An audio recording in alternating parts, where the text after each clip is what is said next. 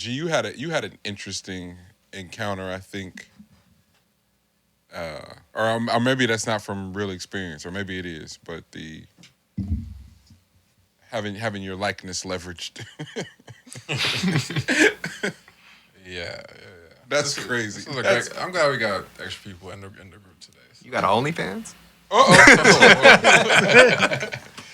Hey, yeah, man. My everyday life, man. Everyday life. L got an OnlyFans. He just read novels on there. No shirt on, drinking a cappuccino. Hey, y'all know L go on at 7 tonight. Very important, man. Spoken word. Spoken word. But have y'all come across your name being used without your presence involved? Step further. Has someone created narratives in order to seem closer to you and or closer to those they are speaking to? So I'll kind of let y'all mull that one over. Yes. Not, my story's sick as shit. Yeah. Like, this was like a month and a half ago. Somebody that I knew from high school reached out to a female that went to the church that I grew up in. He then goes to say, "Oh, we're best friends. When his brother died, I was there. I consoled him and his mom. Damn. I helped set up the funeral." Damn. So she's like, twisted. "This nigga don't know that, like, my family and your family is close.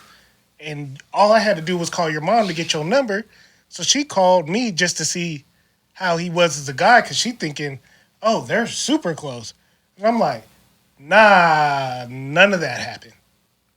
I was like, yeah, we went to high school together and we was cool.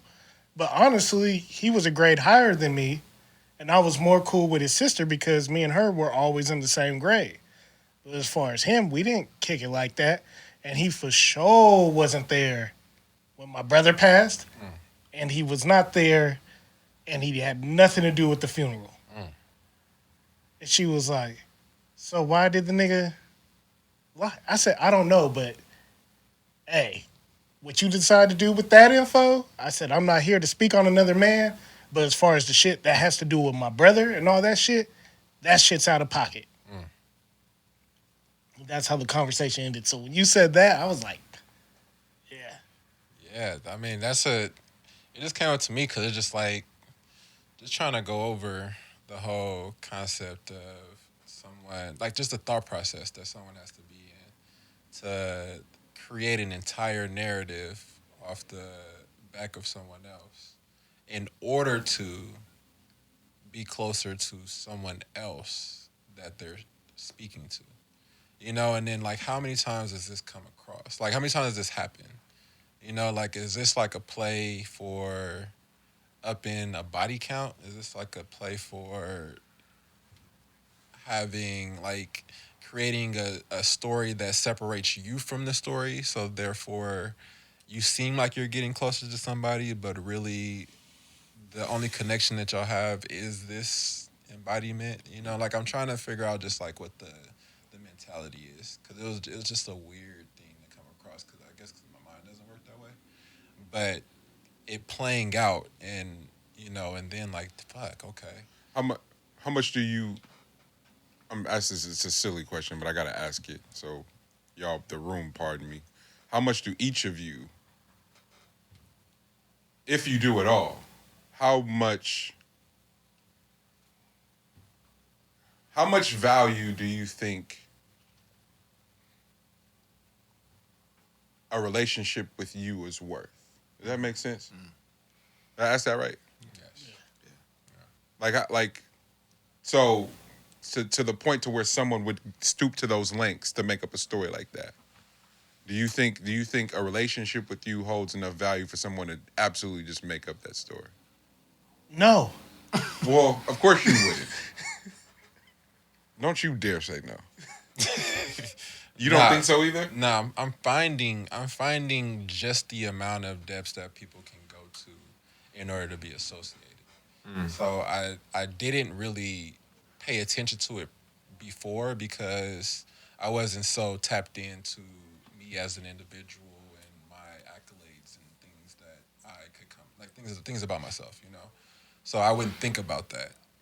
But in like this deep dive of self and outer body experiences and stuff like that, and separating yourself from self, you start to now map out, and like now you catch that, as opposed to like having to think back and be like, oh, this person, you're not really going to deep dive and think about what somebody did or whatever.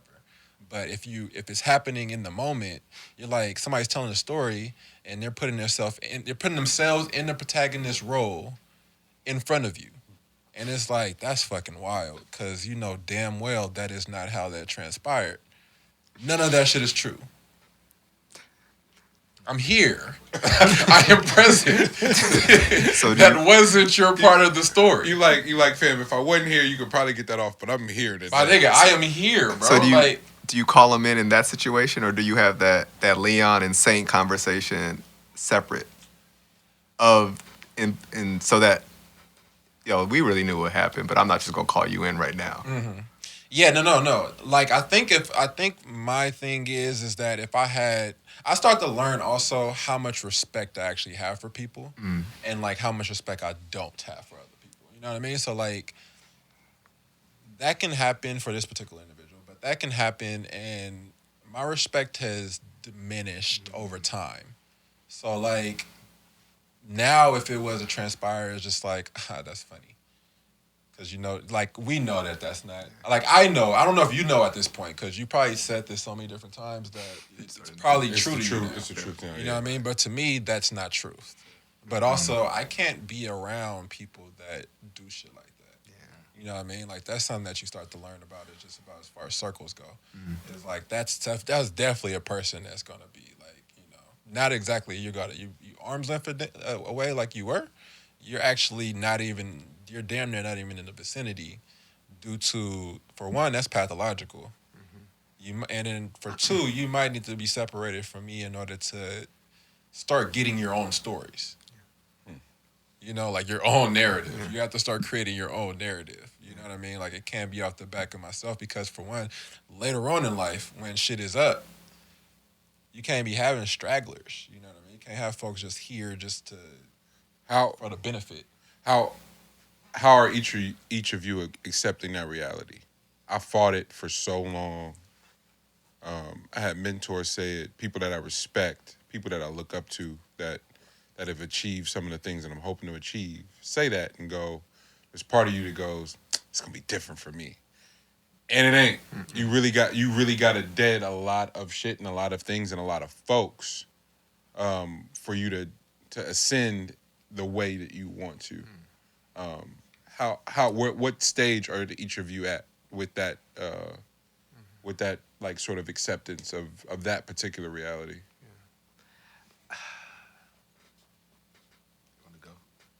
Yeah, I think I'm working through it still. Yeah. I think if anybody that comes to me with need for help or support, I'm always down, but I'm realizing that can be to my detriment. And so I'm starting to really become focused on keeping the inner circle tight. But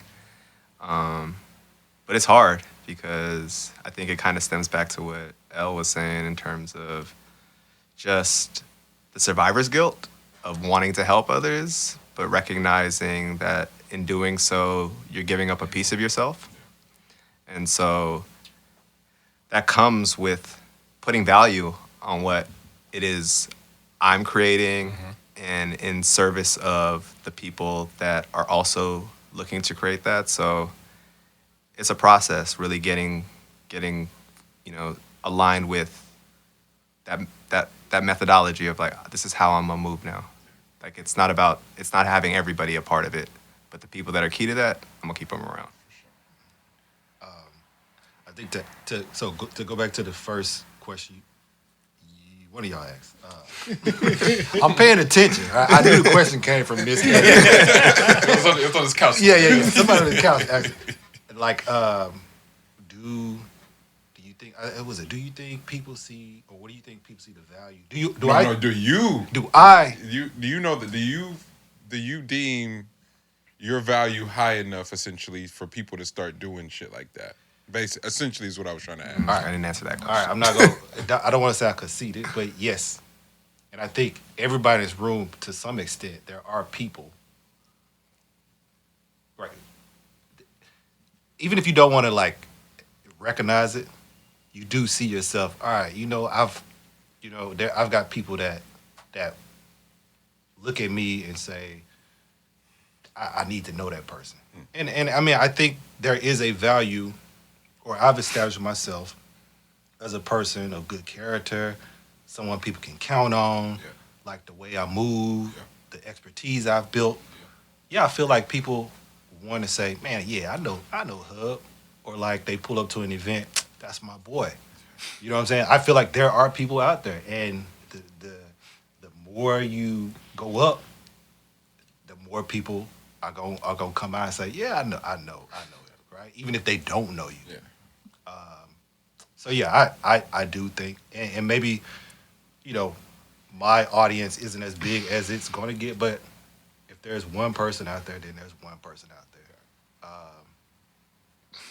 Yeah, I think that.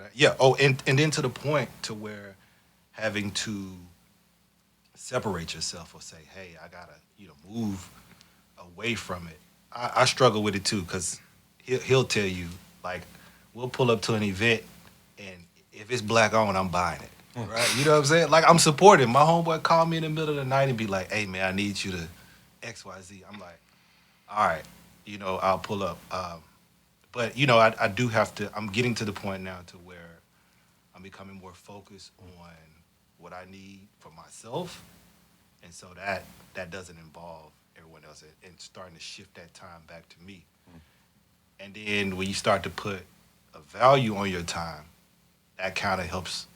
It weeds a lot of folks out. Yeah. Hey, it costs this. My overhead just to turn these fucking lights on is what it costs. You fucking with me? Yeah. Oh, Playboy, With the set yesterday. The sets yesterday. Yeah. Bro asked me, oh, can we get a set? I'm like, yeah, I got them in the trunk. Yeah. How much? Gave him the number. He's like, oof. Yeah, I got it today. I was like, he's like, y'all deliver, you ship? I'm like, I know I'm not getting nothing from you right now. Well, it's a perfect example, bro. When we were getting ready to do the rollout for the Dominos, we're sitting at the. What holiday would that have been around? That was Thanksgiving. That was like Easter. Yeah, it was right before Easter. It was like March. Yeah, something like that, right? So we sitting down. We had teen folks, and I brought them out. They're like, oh, these. Oh, you're right. But he's fired. Oh man. Oh yeah. I gotta get some. We about to drop him. Oh, bet. Team mom goes, tell him how much they about to cost. I was like, oh, they gonna be 200. 200. You young niggas. That's what's wrong with you young niggas. Y'all don't need to understand. That's why you ain't gonna sell none. I said, all right, bet. I seen the commercial. I nigga hit you with the cat call reaction. No, for real. Fuck you then, bitch. I didn't want to talk to you no way. Got it. They see the commercial, like, God damn, this is fire. And then the next week, after we had sold them, was like, yeah, we sold out. You did what? Yeah. Yeah. Don't, and again, to the not taking the highs and the lows, because they was just praising them. We playing, kicking their ass too, by the way. Just want to point that out. It was whooping their ass. They did not like that. Don't be the boyfriend and pull up on the uncles and kick their ass at Domino's. The shit does not go well. Yeah. Because what is their position now? Exactly, So they having a time in their life. I can't whoop you. I can't whoop you in these Domino's. I'm gonna buy all these sets. Y'all ain't know. Nobody gonna be playing Domino's. But how many kids, like black kids, got ideas and shit, and they're like, yo, I want to do this, and they got to make decisions based on money because somebody's projecting fear, telling me what you can't do. Yeah. There's all kind of resources to get shit done. Yeah. And that's part of coming together, being like, all right, bro, I got this, you got that, bet we're gonna do it. We're not gonna not do it. The one thing I want I'll go just for my immediate family, my niece. I look at her, and before she could like talk, she still can't talk. She can sing though. She'll just start singing. Like, oh, that doesn't mean she won't do music, but let's say whatever you need. I refuse to have a 17-year-old River making financial decisions because she's terrified and has trauma around her conversations with money with her parents. You're 17. You don't know shit. Filling out college applications is hard enough, let alone making financial decisions on your own. And then you make a hasty decision, and then don't go find out that there are all kind of grants and loans to support what you want to do. That was me. My man said, hey, come up, just come kick it for a month, come work out with me and shit, all the shit. I go up there, nigga, had a blast. Hey, Monty, you could probably walk on. Nigga, that sound like money. I ain't doing it. Fam, you can go find, could have went and found that bread. Yeah. Fear. Yeah. Fear. So ideas, opportunities, experiences. DC trip in 7th grade. So many kids was like, the only reason I got to go, because it skips every year. It's an 8th grade trip. So many of the 8th graders, families was like, nah, we ain't do it. I know my mama didn't have, she was like, hey, you going to DC. We gonna pick, my mama was trapping. It's like, no, you're going to experience this. Yeah. Should change my life. At Thomas Jefferson, I was mad at him. I wanted to break everything in there. This nigga got slaves. Little mulatto babies on the wall. I said, oh, this nigga's a freak. He had a trap door from his bedroom to the slave quarters. You fucking freak, you. I should break this shit. I remember having that thought, like, oh, bro, you can't ruin the Monticello Museum. You be the one. It would be you, too. Is that the one that has the lead away to like where the kitchen's at? Like Yes. The kitchen's underground or some shit? Yep. His estate is crazy. If you watch Hound the Hog, they visit there. Very fucking dope. They visit Monticello because he was hella into like French everything, and so he one of the younger slave boys that was more than likely one of his kids. He would take with him on his trips to France, and like made him study French culinary arts and infuse that with what he was already perfecting on the plantation already. So French fries or mac and cheese and shit like that. Like it was just an infusion of everything he was learning from the French cuisine and brought back to having the scraps. And it's like, you fucking geniuses, you. Black people are amazing, man. Are absolutely amazing. Yeah. I guess real quick to go back to you asking that question, the reason I say no is because I still No to what? Would some The question that keeps changing. yeah Did it change? It changed? No. You said it one way. Yeah, I said it another way. You about to figure it out now. like I guess somebody using my name or Your value. the value of me, and I think I'm still not realizing my full value yet because I'm so much in the thick of shit that I'm not paying attention to everything else around me. Your stock rising. Yeah.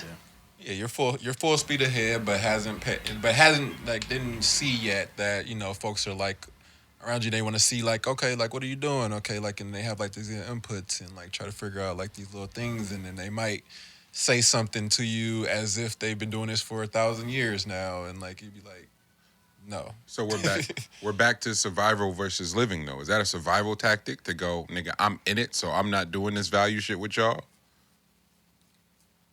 I think Is that a question? I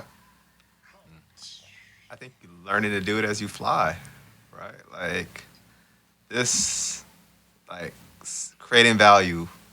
Y'all said $200. That validated for me that I could elevate my product. Yep.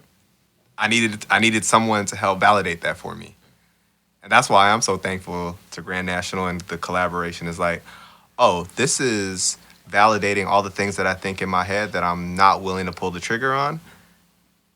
And people are starting to see it. So yeah, I recognize that people see the value in what we're doing and what I'm doing and what we're all doing together. But I'm starting to really learn how to live into it. So it's two different words we've been using, right? Somebody who looks at that set and thinks it's too high, what they gonna say? It costs too much. Yeah. Right? But for us, what's the value? Right? You go to an auction, they don't ever say this picture cost, right? They say Value. the value That's starts fact. at, right? Because it's so much more goes into the value, Yeah. right? So is that just the learning and the language and how to, like we've been having those discussions so much because it's like, yo, what do you identify as? Money relationships too. Say more, G, please. Like people's relationships with money would say a lot about like what they're willing to spend on something. Yeah. So like if they're in the mindset that, you know, they have to hold on to money and they have to hoard it and you can't put it into a bank because, you know, they're going to do whatever with it. So they got it in their mattress or they got it in a shoebox somewhere or tucked off into a drawer. Then they're hoarding money. They're not allowing it to work for them.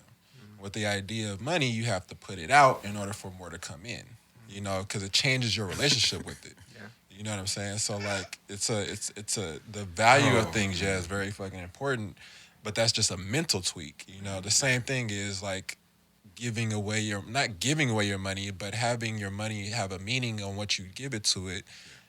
That's important to you to pass it along because more is coming back. But if you're just hoarding it and keeping it tight to the chest, yeah, you got that, but guess what? You ain't got nothing. That's all. That's what you got. Like I know what you have. Yeah. Like if you got 100,000 at your crib, but it's just at your crib, guess what? You only got 100,000. That's what you have. That's your value. And then whatever you could put back in, whatever you could bring in from there, but it ain't working. It ain't doing nothing for you. And then guess what? If there was a fire at your crib, you no longer have 100,000. You are back to zero. Zero. Well, if you had a extreme case of rats, and they bit through a few dollars, you know what I mean? Guess what? Your value is now going down. You know what I mean? Like it's pieces of paper like that. That's the value on it. You know what I'm saying? So like it's a lot of it has to do with the relationship with it. And shout out to y'all for not discounting the set or dropping the price. I talking to my cousin. She does art, and she said art is one of those things where over time it always goes up. She said an important part about selling your art and people who buy your art, like, why would I buy your art and ask for a discount? You're gonna get more valuable over time, right? But if you're at X 10 years from now and I say, hey, can I get it at 10%?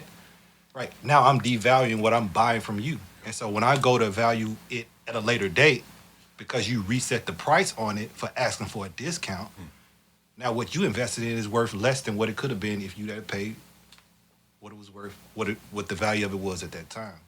So, you know, we had this conversation a lot of time because when Buddy mentioned that about, the set too high, you know, we talked about, I was like, if he gonna get it, he gonna get it. But don't drop your value and reset yourself.